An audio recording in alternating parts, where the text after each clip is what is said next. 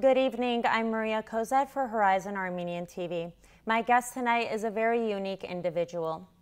Born and raised in Arkansas, Dr. Jacob Pursley is an educator and missionary who sought out to spread the Christian faith throughout the world. He has a bachelor's in pastoral studies and 2 master's degrees, one in Reformed Theological Seminary and another in Muslim studies, as well as a PhD in intercultural studies. Dr. Pursley has been living in Armenia for 3 years, where he serves as the academic dean of Ararat Mission School and missions pastor of the Yerevan International Church. His videos most recently went viral as he passionately spoke about the current situation in Artsakh, and I was lucky enough to have him accept my invitation to come on as a guest. Welcome, Dr. Pursley.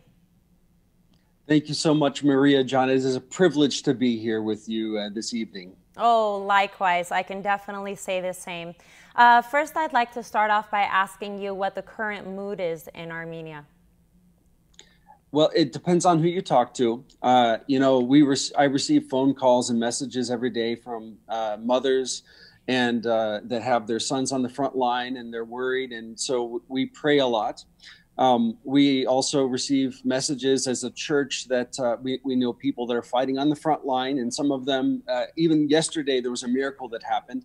There was 14 men that were surrounded, and somehow they were able to get the message out to our church to pray for them that they could be saved. And we, about 20, 30 of us prayed, and God sent in the Armenian Special Forces and saved those guys. I mean, so Wow. it's tense. There are, there's some worry because, yes, these men have to go out and defend their lands. And so there's a lot of stress on families because of that. And at the other time, there is hope because the Armenian people are Christian people, and they're praying to the God of the Bible. And they know that it's only God that's going to save them. Yes, absolutely. I'm sure you have many stories to tell. Your videos went viral, talking about your perspectives on the war. It's clear that you are passionate about the Armenian cause, and we certainly thank you for that. But I'd like to know what drove you to make those videos in the first place. So when the Azeri, the Turkish forces, and the Islamic terrorist forces attacked on September 27th, I woke up to Nikol Pashinyan's message saying we're attacked, we're being invaded or attacked. And my heart sank. And I immediately went on Turkish and Azeri news. I speak Turkish, I understand Azeri language. And I wanted to see what they were saying. They didn't say anything except for the opposite. They said, Armenia attacked us. And until the evening, I listened for new news on their side, not one thing on either Turkish or Azeri news stations until around 8 o'clock at night. And I was watching Azeri news, and they were saying, the woman on the TV show, the presenter, was crying. She's like, we're freeing our occupied lands, and she's going on all of this. And then she mentioned a town in Artsakh called Martaket. And she said, look, we are making all of the Armenians run out of the town. We're taking over. And so we called Martaket because we have friends that live there. And I said, hey, I'm watching Azeri news. This is what they're saying. Are you guys okay? What's going on over there? And they said, we're fine. We're sitting in our homes. We are yet tense. There's a war going on, but nobody's ran. Nobody's gone away. And I knew from that day point, there's going to be a disinformation war, propaganda war, and that the Turkish and Azeri governments were going to lie every step of the way. And I felt an obligation to tell the truth and continue to do what I can to help this country that I love and the people that I love here. Thank you. Thank you. Yes, that's been an outstanding issue the entire time since September 27th, the disinformation. So thank you for putting out good content out there. So as you mentioned, you know Turkish. You lived in Turkey for nearly 20 years. What were your experiences there, and their ideas of what an Armenian is? Well, it really depends on if you're in the city or in the country. So a lot of our ministry was in Western Armenia. For them, it's Eastern Turkey. And so if you're hanging out in Eastern Turkey, where you're among Kurdish people, I've got two different views on Armenians. One village in Mush that I love, and I've been many, many times, have many friends there. They actually loved the Armenian people, and they are so sorry for what happened. They actually said that we were so close to Armenians that we would be milk mothers for the others' children. So it's almost like they were family. And every villager I've ever talked to there just has this, their heart says their heart sank when they left. They left their village and they never came back. And these villagers didn't have anything to do with the genocide. Now I go to a different Kurdish village in Bitlis area, and I'm hanging out with Kurds there. And the Kurds are saying, we're sad we didn't finish the genocide.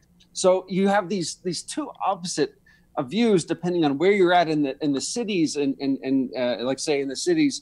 Let me just give this example on the news, and I hate to say this, but the word Armenian, Armeni in their language, they use that as a derogatory term. So if somebody's not good or whatever, if they want to say they're a traitor, they're always going to call them Armeni. And that's an unfortunate thing that is there. But I do want to say this, though, there is a shared culture. I mean, the Turkish, Kurdish, all the peoples with Armenians had lived together for a long time. And so there are a lot of things that are similar, foods and different things like that you can find. And I found that when actually Turks and Armenians get together as human beings, one-on-one, they actually have a lot of common ground, and they can reconcile. But with these governments and these dictatorships, it's very difficult right now. Right. I've always said if they were to only sit down for anything, dinner, a festivity, anything, they'd realize that we're actually good people, and they likely are too, but it's the government's at fault here, absolutely. Yeah. So what inspired you to move to Armenia? Wow, it's so interesting. I received a phone call in the year 2008, and I was invited to come here from Turkey. And my first trip was in 2008. And when I arrived, I thought to myself, how come I never knew about this country before? I mean, I knew about Armenia, but I'd never been. And I drove along Mount Ararat. I can see Mount Ararat from here, my home. And I used to drive on the Turkish side. And I always used to look out and look at the lights. And I'm like, from the mountain of Ararat, I'm like, where are those lights? And then I realized later, oh, that was Yerevan that I'm looking at. And so anyway, when I came to Armenia, it was really to bring Turkish and Kurdish Christians. So these are people that were former Muslims but have placed their faith in Jesus Christ. And these wanted to reconcile with Armenians over the genocide. So we would come and we would meet and we would take them to churches, and they would speak about their history, their family's involvement in the genocide, and they wanted to meet with Armenians one-on-one because they felt that guilt, because they realized what they did.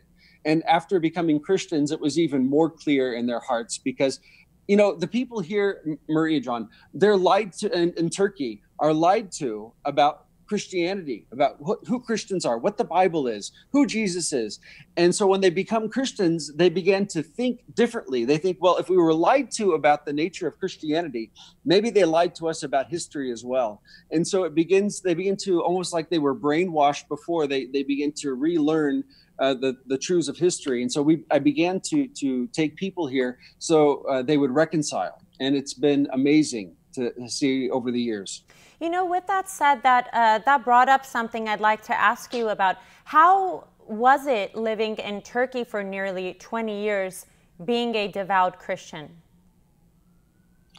Well, now as an American and as a mutt, I'm not Armenian or Turkish or anything like that. I'm mixed European. And they already have these categories in their mind that, oh, well, Jacob, this guy, they call Biakup there. He's a Christian already because he's from the United States. So that wasn't an issue. The issue came when we began to start churches among Kurdish people in the Kurdish language. And when we began to I wrote a book on the Armenian genocide. And that was distributed among many, many people within the country of Turkey. And it's illegal to talk about the Armenian genocide in Turkey. It's called defaming Turkishness. It's against the law. And it was because of our active work in apologetics bringing to the light about the Armenian genocide, and then working with Kurdish people. That really was the main issue, where the police didn't like that. They actually came to our church. They actually beat up our Turkish pastor and our deacon. The police came in, and so we did have quite some times, and I actually did lose 2 friends that were martyred for their faith in Malatya back in 2007, and that was a Turkish and a Kurdish man that were former Muslims, became Christians now, and then they began to minister, but because of some radical national extremists, they were murdered in April of 2007. Wow, I'm very sorry to hear that. I can't imagine the journeys you've been through. You know, since Armenians are predominantly apostolic, as you know, what are the origins of branching off into other denominations, such as Evangelists? That's a really good question.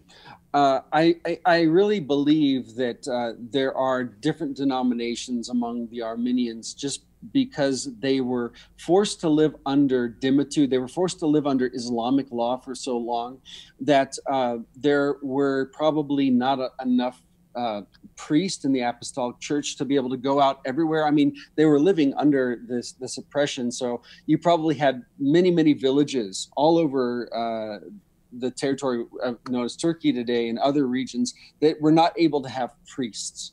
And then I would even go further after the Ottoman Empire.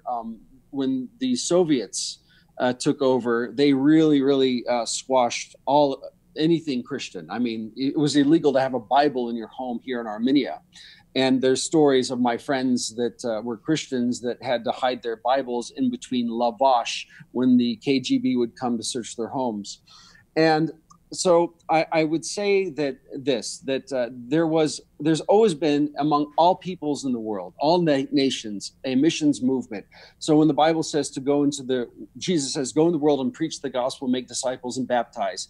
This was for every people group. So I believe that missionaries heard that call, and they saw Turkey as there was a Muslim nation, but there was Armenians there. And they preached the gospel to everybody. And some of those villages that really didn't have a priest at the time, they accepted these missionaries in, and because there was no other priest. And I think that that's kind of how some of those things came to be with evangelicalism. And it's not that I would say evangelicals and apostolic Christians are opposed to each other. We believe the same God, the same Bible, baptism, absolutely everything. It's just that as evangelicals, most of us are from a Western background, which is a Protestant Reform background, and never had a whole lot of interaction with the Armenian Apostolic Church, but I do now. And in fact, in Istanbul, every single week I would pray with a Armenian priest. We had a wonderful relationship. And here I've had many great conversations with surpazans, archbishops, and we have a good relationship. So I think it's just that we need to know each other better. Yeah, absolutely. You brought up a good point that the fundamental beliefs are absolutely the same amidst the denominations. It's just a different way of practicing, but the same belief, yes. So if you could just tell us a little bit about your advocacy efforts there, whether through academia, the church, or beyond. So what I'm trying to do is to inform really Western American public. I grew up in Arkansas. I never heard of an Armenian. I never heard of the Armenian genocide. Most Arkansans are like that. You know, if I could go to Ohio, Texas, Kentucky, and I really want the American people to know the rich history, the Christian history that this country has, and how it was the first Christian nation. And so they can see that these people here, they've loved Jesus, and that they have followed him through so much persecution. And so I'm trying to get the word out, even till today, that there would not be a second genocide, because I think many people were silenced. There were some other historical reasons. People didn't help the Armenian people in the first genocide. I hate to say the first genocide, but anyway, I'm trying to get the word out either through writing. So I'm writing for different magazines, so a wider Christian audience can understand what's happening here. I'm obviously producing videos so people can be informed in the English-speaking world, so they can know from like somebody like my background. I'm trying to, as an Arkansan, explaining it to how an Arkansan could understand the issues, and I'm also writing congressmen, congresswomen, senators. We've had great responses, and I'm encouraging the Western community and the English-speaking community to do the same as well. You know, I wish I had more time with you, because since the moment I posted, you know, on social media that I'm going to be interviewing you, you cannot imagine the amount of messages and comments that I've received. And I hope you know how much you're loved and appreciated by the Armenians there and the Armenians in the diaspora. And so thank you so much for being such a unique and needed and valuable voice for Armenians. It means more than you know. And once again, thank you for accepting this interview. It means a lot to me. Thank you so much, Dr. Pursley, and Godspeed in all you do. Thank you, Mirijan. Աստված օրհնի ձեզ. God bless. Շնորհակալ եմ. Thank you. Thank you all for tuning into Newsroom. Tonight we had my colleague Varur Tatevosyan covering the Armenian news. I'm Maria Cozette for Horizon Armenian TV. God bless.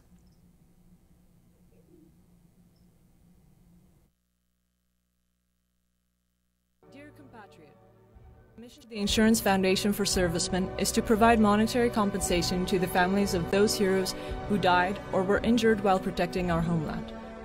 To donate to the foundation, all you need to do is to visit its website, 1000plus.am. From the homepage, you need to click Donate, then pick your preferred currency and the amount you would like to donate. Thereafter, simply fill in your details and submit. You should receive a confirmation email almost instantly. The website allows you to make your donation anonymously. Furthermore, if you would like to subscribe to make monthly donations, you can simply check the monthly donations box, and every month thereafter, the system will automatically deduct the amount you choose from your preferred payment method. You can also make donations by bank transfer. Account details and additional information can be found on the Foundation's How to Donate page. By law, every cent of the Foundation receives can and is only directed to financial compensations of fallen or injured heroes and their families.